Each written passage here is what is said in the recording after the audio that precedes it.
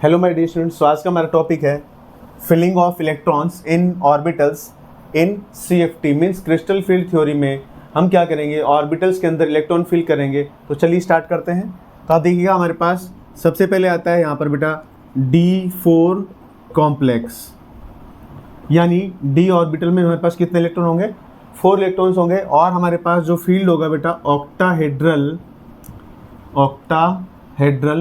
Complex, यानी जिसके अंदर हमारे पास जो कोऑर्डिनेशन नंबर होगा वो कितना होगा बेटा, 6 कोऑर्डिनेशन नंबर होगा। तो उसके अकॉर्डिंग आप देखिएगा सबसे पहले हम इसमें 2 पार्ट करते हैं बेटा, पहला होता है स्ट्रॉन्ग फील्ड और दूसरा होता है वीक फील्ड। तो आप देखिएगा यहाँ पर हम सबसे जो पहला पार्ट शुरू करते हैं वो है हमारे पास स्ट्रॉन्ग फील्ड, यानी स्ट्रॉन्ग फील्ड लिगेंड अगर सेंटर एटम की तरफ अप्रोच करता है तो किस तरीके से हम हमारे डी ऑर्बिटल में जो 4 इलेक्ट्रॉन है उनको किस तरीके से फिल करेंगे। तो आप देखिए यहाँ पर हमारे पास जो डी ऑर्बिटल है उसमें हमारे पास डी सबशेल के अंदर 5 ऑर्बिटल्स होते हैं। और जब हमारे पास जो डी ऑर्बिटल लिगेंड्स के अप्रोच करती है तो यहाँ पर हमारे पास उसके 2 पार्ट्स में उसका स्प्लिटिंग हो जाता है। तो उसमें आप देखिएगा ऑक्टाहेड्रल अगर हमारे पास फील्ड है तो यहाँ पर हमारे पास 2 ऑर्बिटल ऊपर होंगी और यहाँ पर 3 ऑर्बिटल जो है वो नीचे हो जाती हैं। तो 3 ऑर्बिटल में हमारे पास नाम होता है T2G ऑर्बिटल्स और 2 ऑर्बिटल का नाम होता है हमारे पास EG ऑर्बिटल्स। और जो बीच में होता है हमारे पास इसको हम बोल देते हैं बेरी सेंटर, और जिसमें क्रिस्टल फील्ड स्प्लिटिंग एनर्जी अगर ऑक्टाहेड्रल कॉम्प्लेक्स के लिए तो बेटा डेल्टा O लिखा जाता है। तो आप देखिए यहाँ पर जो ऑर्बिटल्स होती हैं इसमें जो नीचे वाली ऑर्बिटल्स होती हैं इनकी एनर्जी क्या होती है, कम होती है। तो ये लोअर एनर्जी ऑर्बिटल्स होती हैं, यानी ऑक्टाहेड्रल कॉम्प्लेक्स के लिए हमारे पास जो T2G ऑर्बिटल्स हैं उनकी एनर्जी क्या होगी, कम होगी। और जो EG ऑर्बिटल्स हैं उनकी एनर्जी क्या हो जाएगी, हमारे पास ज़्यादा हो जाएगी। तो आप देखिएगा हमने जो ऑर्बिटल में इलेक्ट्रॉन भरने का जो रूल हमने पढ़ा हुआ है वो क्या है कि भाई अब प्रिंसिपल ये कहता है कि हमारे पास जिस ऑर्बिटल की एनर्जी कम होती है उसमें इलेक्ट्रॉन पहले भरा जाता है, और जिस ऑर्बिटल की एनर्जी क्या है, ज़्यादा है, उसमें इलेक्ट्रॉन बाद में भरा जाता है। तो आप देखिएगा हमारे पास इसमें 4 इलेक्ट्रॉन है D4 कॉम्प्लेक्स। तो आप देखिएगा इन 4 इलेक्ट्रॉन को हम क्या करेंगे, अब जब हमारे पास ये 4 इलेक्ट्रॉन फिल किए जाएंगे तो हमें ये चेक करना पड़ेगा कि यहाँ पर जो ऑर्बिटल्स हैं उनके बीच में स्प्लिटिंग कम हो रही है कि ज़्यादा हो रही है। तो आप देखिएगा यहाँ पर जो मेरे पास इधर का जो गैप बचता है वो बचता है बेटा यहाँ पर 2/5, और यहाँ पर जो गैप बचता है बेटा वो होता है 3/5। तो आप देखिएगा यहाँ पर मेरे पास इधर के लिए D4 कॉम्प्लेक्स यानी डी में 4 इलेक्ट्रॉन है। तो आप देखिएगा जब ऑक्टाहेड्रल कॉम्प्लेक्स में स्ट्रॉन्ग फील्ड होता है तो जो क्रिस्टल फील्ड स्प्लिटिंग एनर्जी है वो ज़्यादा होती है, यानी इन ऑर्बिटल के बीच की जो स्प्लिटिंग एनर्जी है वो ज़्यादा हो जाएगी। तो हम क्या करेंगे, जो इलेक्ट्रॉन्स हैं उनको हम नीचे ही फिल कर लेंगे। तो आप देखिएगा हमारे पास 4 इलेक्ट्रॉन्स हैं। तो आप देखिएगा ये फर्स्ट इलेक्ट्रॉन, ये सेकंड इलेक्ट्रॉन, ये थर्ड इलेक्ट्रॉन और ये फोर्थ इलेक्ट्रॉन। यानी स्ट्रॉन्ग फील्ड के केस में हम क्या करते हैं, ऑर्बिटल में इलेक्ट्रॉन को नीचे ही फिल कर लेते हैं। तो आप देखिएगा यहाँ से हमारे पास जो इलेक्ट्रॉनिक कॉन्फ़िगरेशन आएगा, तो आप देखिएगा इसमें इलेक्ट्रॉनिक कॉन्फ़िगरेशन के अकॉर्डिंग यहाँ पर T2G ऑर्बिटल में कितने इलेक्ट्रॉन आ गए हमारे पास, T2G जो ऑर्बिटल है हमारे पास उसमें कितने इलेक्ट्रॉन हो गए, 4। और जो EG ऑर्बिटल्स हैं उसमें कितने इलेक्ट्रॉन हो गया हमारे पास, 0। यानी 4 इलेक्ट्रॉन हमारे पास किस में भरे गए, T2G में भरे गए। EG में हमारे पास एक भी इलेक्ट्रॉन नहीं है, तो T2G में हो गया हमारे पास 4 इलेक्ट्रॉन।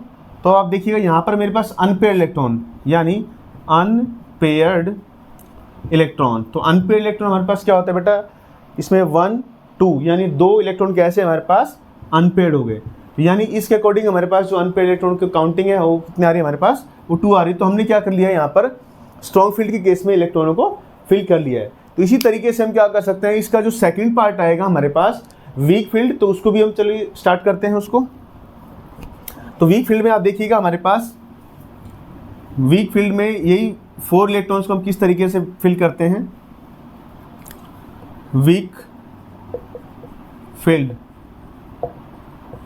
तो वीक फील्ड में हमारे पास क्या होता है बेटा, एनर्जी का गैप क्या है वो कम होता है। तो वीक फील्ड में हम क्या करते हैं, यहाँ पर जो हमारा स्प्लिटिंग है वो स्प्लिटिंग कम हो जाएगी। स्प्लिटिंग कम होने की वजह से यहाँ पर क्या है, हम जो इलेक्ट्रॉन्स हैं वो नीचे भी फिल कर सकते हैं और ऊपर भी फिल कर सकते हैं। तो आप देखिएगा मेरे पास कितने 4 इलेक्ट्रॉन है, अब की बार क्या है, वीक फील्ड है। तो आप देखिएगा यहाँ पर जो वीक फील्ड है, तो आप देखिएगा ये फर्स्ट इलेक्ट्रॉन, ये सेकेंड इलेक्ट्रॉन, ये थर्ड इलेक्ट्रॉन, और जो फोर्थ इलेक्ट्रॉन अब की बार कहाँ चला जाएगा, ऊपर चला जाएगा, क्योंकि यहाँ पर जो स्प्लिटिंग है वो कम हो रही है। यानी हमारे पास जो ऑक्टाहेड्रल कॉम्प्लेक्स के लिए वीक फील्ड होता है तो यहाँ पर स्प्लिटिंग एनर्जी कम होती है। स्प्लिटिंग एनर्जी कम होगी तो हम इलेक्ट्रॉन्स को नीचे भी फिल करेंगे और ऊपर भी फिल करेंगे तो यहाँ पर जो इलेक्ट्रॉनिक कॉन्फिगरेशन निकल के आएगा, T2G ऑर्बिटल में कितने इलेक्ट्रॉन बेटा 3, और EG ऑर्बिटल में कितने इलेक्ट्रॉन हो गए 1। तो आप देखिएगा यहाँ पर मेरे पास 1 2 3 और 4, 4 के 4 जो इलेक्ट्रॉन है मेरे पास वो क्या है, अनपेयर्ड है। तो यहाँ पर अनपेयर्ड इलेक्ट्रॉन कितना आ गया बेटा 4। तो यहाँ से हमने चेक किया कि अगर हमने स्ट्रॉन्ग फील्ड देखा था तो वहाँ पर आया था हमारे पास अनपेयर्ड इलेक्ट्रॉन कितना आया था, 2 आया था। लेकिन वीक फील्ड में हमारे पास क्या आता है, अनपेयर्ड इलेक्ट्रॉन 4 आता है। तो जब अनपेयर्ड इलेक्ट्रॉन 4 आता है यानी अनपेयर्ड इलेक्ट्रॉन ज़्यादा आता है तो यहाँ पर होता है बेटा हाई स्पिन कॉम्प्लेक्स।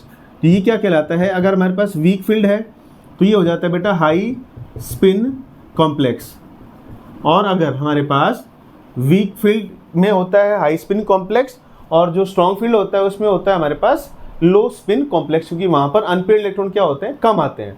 तो इसी तरीके से हमने D4 कॉम्प्लेक्स का किया है, तो इसी तरीके से हम क्या कर सकते हैं, D5 से लेकर और D10 तक कॉन्फ़िगरेशन कर सकते हैं। तो आप देखिएगा D5 कॉम्प्लेक्स में किस तरीके से इलेक्ट्रॉन भरे जाएंगे। तो D5 में हम क्या कर लेते हैं, पहला पार्ट हमारे पास क्या रहेगा, स्ट्रॉन्ग का रहेगा। तो D5 में आप देखिएगा हमारे पास जो इलेक्ट्रॉन हमें भरने हैं 5, और स्ट्रॉन्ग फील्ड है तो हमें पता है कि यहाँ पर मेरे पास जो ऑर्बिटल में इलेक्ट्रॉन है वो 5 है। तो D5 कॉम्प्लेक्स और स्ट्रॉन्ग फील्ड हो जाएगा यहाँ पर, तो स्ट्रॉन्ग फील्ड है और D5 कॉम्प्लेक्स है। तो आप देखिए यहाँ पर मेरे पास D में 5 इलेक्ट्रॉन है तो स्प्लिटिंग क्या हो जाएगी, ज़्यादा हो जाएगी। तो स्ट्रॉन्ग फील्ड में जब D5 कॉम्प्लेक्स होता है तो आप देखिएगा फर्स्ट, सेकेंड, थर्ड, और यहाँ पर मेरे पास क्योंकि स्प्लिटिंग ज़्यादा है तो हम 4th इलेक्ट्रॉन भी यहाँ पर भरेंगे और 5 इलेक्ट्रॉन भी यहाँ पर भर देंगे। तो हमारे पास जो इलेक्ट्रॉनिक कॉन्फ़िगरेशन आएगा वो क्या हो जाएगा बेटा, T2G में कितने इलेक्ट्रॉन हो गए 5, और EG में कितने इलेक्ट्रॉन हुआ 0। तो आप देखिएगा यहाँ पर हमारे पास अनपेयर्ड इलेक्ट्रॉन कितना आया, यहाँ पर अनपेयर्ड इलेक्ट्रॉन आ गया 1। तो इस तरीके से हम क्या कर सकते हैं, स्ट्रॉन्ग फील्ड में D5 कॉम्प्लेक्स के लिए फिल कर लेंगे। और अगर हमें यहाँ पर फिल करना होगा वीक फील्ड के लिए, तो वीक फील्ड में आप देखिएगा हमारे पास वीक फील्ड, तो वीक फील्ड में आप देखिएगा हमारे पास जो ऑर्बिटल में जो एनर्जी का गैप है वो क्या है, कम है। तो एनर्जी गैप यानी कि स्प्लिटिंग कम हो रही है, तो वहाँ पर हमारे पास जो ऑर्बिटल में इलेक्ट्रॉन है वो दोनों ऑर्बिटल में भरे जाएंगे। तो 5 इलेक्ट्रॉन है यहाँ पर, फर्स्ट, सेकंड, थर्ड, फोर्थ और फिफ्थ, यानी 5 इलेक्ट्रॉन भर दिए हमने। तो आप देखिए अगर T2G में कितने इलेक्ट्रॉन हो गए, यहाँ पर 3, और EG में कितने इलेक्ट्रॉन हो गए 2। तो आप देखिएगा अनपेयर्ड इलेक्ट्रॉन कैसे काउंट होंगे, 1 2 3 4 5। तो अनपेयर्ड इलेक्ट्रॉन यहाँ से आ जाएंगे हमारे पास 5। इस तरीके से हम क्या कर सकते हैं, स्ट्रॉन्ग और वीक फील्ड के केस में हम क्या कर सकते हैं, D4 D5 से लेकर और D10 कॉन्फ़िगरेशन तक हम इलेक्ट्रॉन फिल कर सकते हैं। चलिए एक और एग्जांपल लेते हैं। यहाँ पर हम एग्जांपल लेते हैं D7 कॉम्प्लेक्स का। D7 कॉम्प्लेक्स है मतलब D में 7 इलेक्ट्रॉन है। तो पहले स्टार्ट कर लेते हैं वीक फील्ड से ही। तो वीक फील्ड में क्या होगा, देखो first, second, third, fourth, fifth, फिर ये 6th इलेक्ट्रॉन और फिर ये 7th इलेक्ट्रॉन। तो यहाँ से इलेक्ट्रॉनिक कॉन्फ़िगरेशन क्या आ जाएगा, T2G में हमारे पास कितने इलेक्ट्रॉन हो गए 2 4 5, और EG में कितने इलेक्ट्रॉन हो गए 2। तो आप देखिएगा अनपेयर्ड इलेक्ट्रॉन कितने आए यहाँ से 1 2 3। तो यहाँ पर अनपेयर्ड इलेक्ट्रॉन कितने आ जाएंगे हमारे पास, 3 अनपेयर्ड इलेक्ट्रॉन आ जाएंगे। और यहाँ पर अगर हम स्ट्रॉन्ग फील्ड लेते हैं, यहाँ पर D7 में अगर हम स्ट्रॉन्ग फील्ड लेते हैं तो यहाँ पर आप देखिएगा स्प्लिटिंग क्या है, ज़्यादा होती है। तो स्प्लिटिंग ज़्यादा होगी तो हमारे पास जो इलेक्ट्रॉन है किस तरीके से फिल किए जाएंगे, first, second, third, fourth, fifth, फिर ये 6th, और अब इसकी बार 7th इलेक्ट्रॉन कहाँ पर आ जाएगा, ऊपर आ जाएगा। तो यहाँ पर जो इलेक्ट्रॉनिक कॉन्फ़िगरेशन लिखा जाएगा, T2G में कितने इलेक्ट्रॉन हो गए 6, और EG में कितने इलेक्ट्रॉन हो जाएंगे 1। तो आप देखिएगा अनपेयर्ड इलेक्ट्रॉन कितने हो गए, यहाँ पर 1 जो है यहाँ पर अनपेयर्ड इलेक्ट्रॉन आ जाएगा। तो आप देखिएगा हमारे पास जब स्ट्रॉन्ग फील्ड होता है तो वहाँ पर क्या होते हैं, अनपेयर्ड इलेक्ट्रॉन कम आते हैं।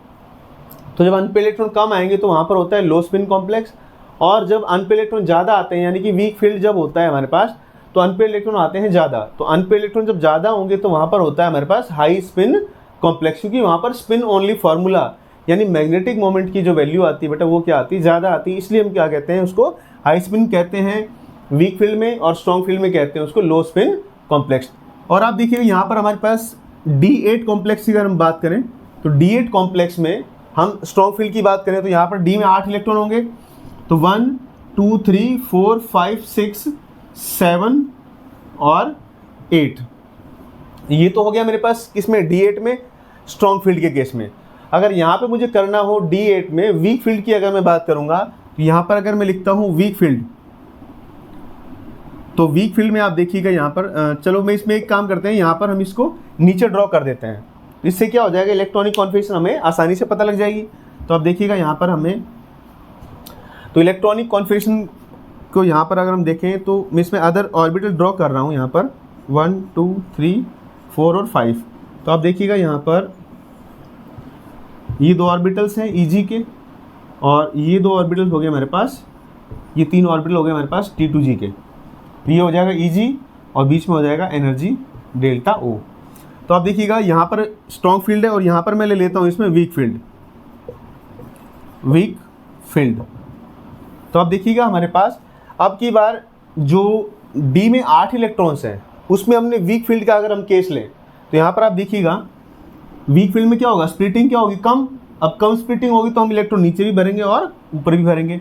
1 2 3 4 5 6।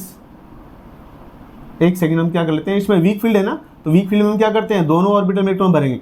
1 2 3 4 5 6 7 और 8। तो आप देखिएगा हमें दोनों ऑर्बिटल के अंदर, देखो T2G में भी आप देखेंगे तो 6 इलेक्ट्रॉन्स हैं और Eg में भी हमारे पास क्या है, 2 इलेक्ट्रॉन है दोनों के अंदर, यानी D8 D9 और D10 इन तीनों कॉन्फ़िगरेशन के अंदर हमारे पास जो इलेक्ट्रॉनिक कॉन्फ़िगरेशन है वो सेम आएगा। आप देखिएगा यहाँ पर इलेक्ट्रॉनिक कॉन्फ़िगरेशन T2G में कितने इलेक्ट्रॉन है, यहाँ पर मेरे पास 6, और Eg में कितने इलेक्ट्रॉन है, 2।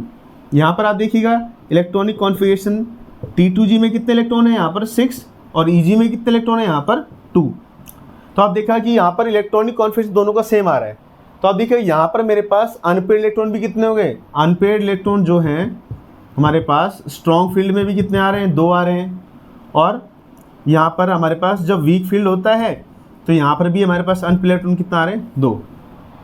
तो D8 D9 और D10 जो कॉन्फ़िगरेशन होता है वो स्ट्रॉन्ग और वीक फील्ड दोनों में क्या होता है बेटा, सेम होता है। तो इस तरीके से हम क्या कर सकते हैं, ऑक्टाहेड्रल फील्ड के अंदर जो इलेक्ट्रॉन है ऑर्बिटल्स में हम उनको फिल कर सकते हैं on the basis of crystal field theory. बस हमें ये ध्यान देना होता है कि बेटा ऑक्टाहेड्रल कॉम्प्लेक्स में क्या होता है, जो D ऑर्बिटल की स्प्लिटिंग होती है 2 पार्ट में होती है, जिसमें 3 ऑर्बिटल नीचे होती हैं और 2 ऑर्बिटल ऊपर होती हैं। तो हम क्या करते हैं अपने दोनों फील्ड के अकॉर्डिंग, स्ट्रॉन्ग फील्ड में क्या होता है स्प्लिटिंग ज़्यादा होती है, तो ज़्यादा स्प्लिटिंग की वजह से हम क्या करते हैं नीचे ही ऑर्बिटल में इलेक्ट्रॉनों को फिल कर लेते हैं।